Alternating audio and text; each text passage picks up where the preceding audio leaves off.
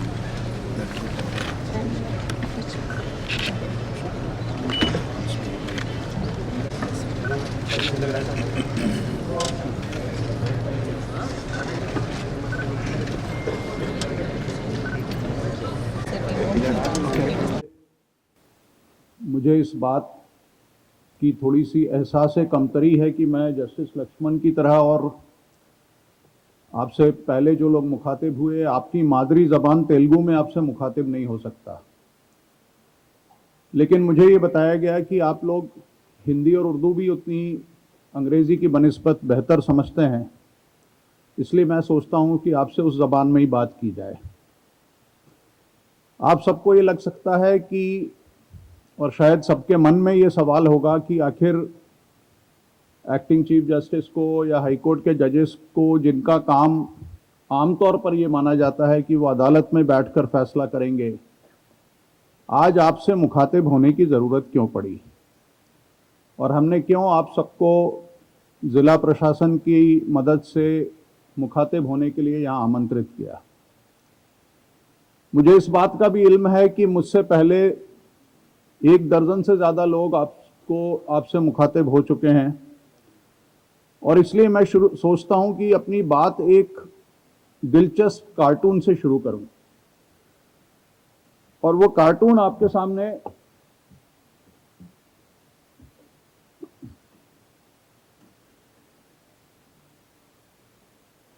ये कार्टून एक देश के प्रमुख अखबार में छपा और इसका मैं अगर अनुवाद या तर्जुमा करूं तो इसमें 2 लोग एक दूसरे से मुखातिब हो रहे हैं।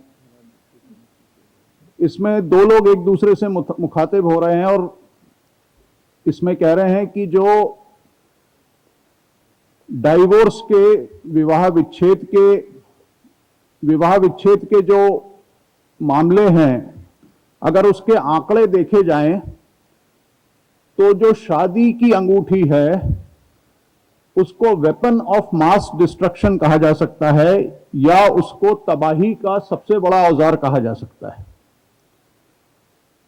कार्टून देखने से आमतौर पर कॉमेडी पैदा होना चाहिए और कार्टून से आमतौर पर हम कॉमेडी की ओर बढ़ते हैं, मगर ये कार्टून कॉमेडी नहीं, शायद हमारी ट्रेजेडी को ज्यादा बताता है। और ये कार्टून ये बताता है कि ये कितना संजीदा मसला है जिस पर हम आपसे मुखातिब होने आए हैं।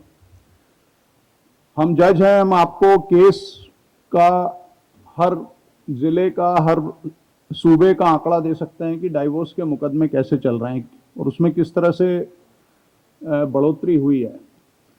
लेकिन मैं आपको एक सरल उदाहरण देना चाहता हूं और वो उदाहरण वारंगल का ही है, जहां मैं दिसंबर के महीने में एक इसी तरह के कार्यक्रम में आया जिसमें करीब 600 लोगों ने शिरकत की। तो ये बताने के लिए कि ये मामला कितना संजीदा है, मैंने जो सभागार में मौजूद लोग थे उनसे ये कहा कि हम जिस पीढ़ी के हैं, जिस जनरेशन के हैं, हमारे समय में, बचपन में जब हम स्कूल कॉलेज में पढ़ते थे, तो अगर कोई मैट्रिमोनियल डिस्प्यूट चलता था या डाइवोर्स चलता था तो उस समय के समाज में उसको एक स्टिग्मा या कलंक की तरह लिया जाता था कि इनके घर में मैट्रिमोनियल डिस्प्यूट चल रहा है। वक्त बहुत बदल गया है। मैंने सबसे ये पूछा कि आप में से वो लोग जिनके परिवार में, जिनकी रिश्तेदारी में, जिनके पड़ोस में या जिनकी जान पहचान में कोई मैट्रिमोनियल डिस्प्यूट, विवाह से संबंधित विवाद का मुकदमा नहीं चल रहा हो, कृपया अपने हाथ उठाएं।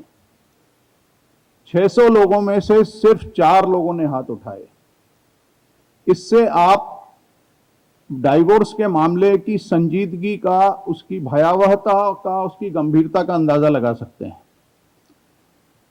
अगर परिवारों में इतना तनाव है और इतनी बड़ी संख्या में तनाव है, तो ये तनाव सिर्फ वो दंपत्ति नहीं झेलते जिनके बीच में तनाव है, ये उनके माता पिता भी झेलते हैं, जो ये सोचते हैं कि हम अपनी उम्र के दिसंबर में, आखिरी समय में शांति से अपने बहू बेटे के साथ रहेंगे। इस तनाव की भयावहता सबसे ज्यादा वो झेलते हैं जो संतान है उनकी, वो ताउम्र झेलते हैं अपने माता पिता के तनाव का। तो हम आपके बीच में ये कहने के लिए नहीं आए कि अदालतों के ऊपर बोझ बहुत है। अदालतें अपना काम करेंगी, जो उनकी क्षमता है वो अपनी जिम्मेदारी का निर्वाह करेंगी। हमारा आपसे खास तौर पर यह कहना है कि इस तरह के जो मसले हैं, ईमानदारी की बात है कि अदालतों के पास उसका कोई हल नहीं है। उसमें एक व्यक्ति जीत सकता है, पति जीत सकता है या पत्नी जीत सकती है। वो एक अदालत से दूसरी अदालत में जाता है, दूसरी अदालत से वो तीसरी अदालत में जाता है। वो तनाव और वो दरार बरकरार रहती है। आखिर मसला क्या है कि हम उस तनाव और उस दरार को मौके पर आइडेंटिफाई कर सकें और उसको मौके पर सुलझा सकें। आज जब कार्यक्रम की शुरुआत हुई लोक अदालत की, तो आपने देखा कि हमारे मीडिएटर्स ने एक पुराने जोड़े को मिलवाया और उनकी एक पारंपरिक तरह से वरमाला या माला बदल भी उनका करवाया। ये एक ट्रेडिशन है जो लोक अदालतें फॉलो करती हैं। मैं अपना खुद का एक तजर्बा आपके साथ शेयर करना चाहता हूं। इसी तरह की एक लोक अदालत में मैं मिस्टर पंचाक्षरी के साथ रंगारेड्डी जिले में गया। तो जो उसमें जो दंपत्ति था, वो दंपत्ति लगभग 54-55 साल की उम्र का था। आज तो ये दोनों बच्चे यंग थे। तो माला बदल और उस रस्म अदायगी के बाद दोनों ने मुझसे ये कहा कि सर हमें आपका 2 मिनट या 5 मिनट चाहिए। और फिर उन्होंने ये बताया कि पति पत्नी के बीच में नोक झोंक होना बहुत मामूली बात है, हमारे बीच भी होती थी। लेकिन एक दिन कुछ बात ज्यादा हो गई। मेरी पत्नी नाराज होकर उनके कोई रिश्तेदार हैं वकील के यहाँ चली गई। वकील ने उनसे कहा कि मैं तुम्हारे पति की अकल ठिकाने लगा दूंगा। उसने एक कोर्ट का दावा बनाया और उस दावे पर मैंने दस्तखत कर दिए मेरी पत्नी ने। जब मुझे नोटिस मिला तो मैंने ये पाया कि मेरी पत्नी ने मुझ पर यह इल्जाम लगाया कि मेरा किसी और महिला के साथ भी संबंध है, एडल्ट्री का एलिगेशन लगाया। मैं नाराज हो गया। मैंने भी उसके ऊपर भड़क कर कुछ अपने वकील को बोला कि जब इस पे कुछ ऐसे आरोप आप भी लगा दीजिए। 3 साल बाद हमको ये समझ में आया कि दोनों वकील उसमें फीस बना रहे हैं और सफर हम दोनों कर रहे हैं। मामला बहुत छोटा सा था और जब हमारी ये समझ में आया तो हम लोगों ने फिर आपस में बात शुरू की। मीडिएटर्स ने हमारी मदद की और मसला हल हो गया। मैं आपसे सिर्फ ये कहना चाहता हूं कि ये जो शादी के मसले अचानक बढ़े हैं, इनके पीछे जो आप सभी लोग बुजुर्ग लोग हैं, आप सबको अंदाजा है कि इसमें अहंकार के टकराव होते हैं, ईगो के प्रॉब्लम्स होते हैं, इसमें कॉम्पैटिबिलिटी के प्रॉब्लम्स हैं, इसमें लाइफस्टाइल जो हमारी बदल गई है इसके प्रॉब्लम्स हैं।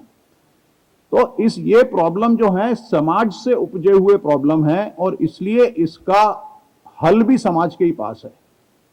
अदालतों में तो सिर्फ ये हो सकता है कि पति हार जाएगा या पत्नी हार जाएगी और वो एक दूसरी अदालत में चला जाएगा।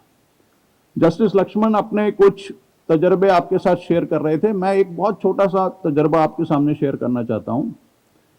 पति पत्नी के बीच में एक मुकदमा हुआ, एक मुकदमे से कई मुकदमे हुए। पहले एक ने लगाया डाइवोर्स का, दूसरे ने लगाया कि हमारे वैवाहिक संबंध फिर से पुनर्स्थापित किए जाएं, conjugal restitution of conjugal right. फिर एक ने उसकी एफआईआर कर दी, फिर दूसरे ने उसमें मेंटेनेंस का मुकदमा लगा दिया, फिर उसमें जो बच्चे थे उससे मिलने का, बच्चे पत्नी के पास थे और पति उनसे मिलना चाहता था, उसकी परमिशन के लिए एक मुकदमा लग गया। मतलब एक विवाद से 6, 7, 8 विवाद पैदा हो गए। और high court, while formally inaugurating the National Lok Adalat here in these districts, I must also congratulate you on Women's Day. And I have not said that this Women's Day congratulation is confined to women, because yesterday also in a function I said, and at the cost of repetition, I'll say that the word women is so great and so wide that whenever we pronounce women, men is already included in it. WOMEN. So men is always there, and therefore when I say that Happy Women's Day, it brings happiness to all of us. Today there are programs one after the another, and my sister Justice Bhattacharya, my brother Justice Lakshman has informed you about the pendency, about the concept of Lok Adalat in great detail. I would not like to repeat it.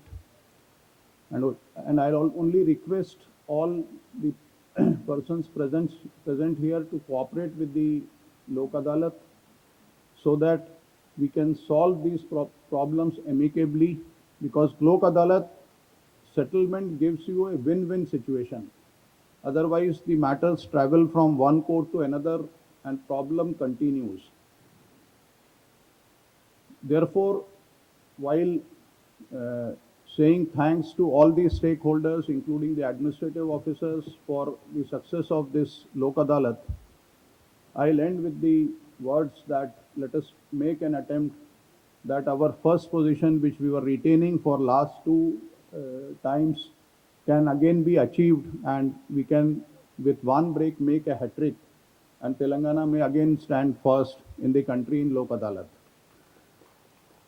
The next session is very important session, and particularly for that session I decided to come and with you in this session, and therefore I reserve my few words for that session. Thank you so much. For the judicial system, its role in our society.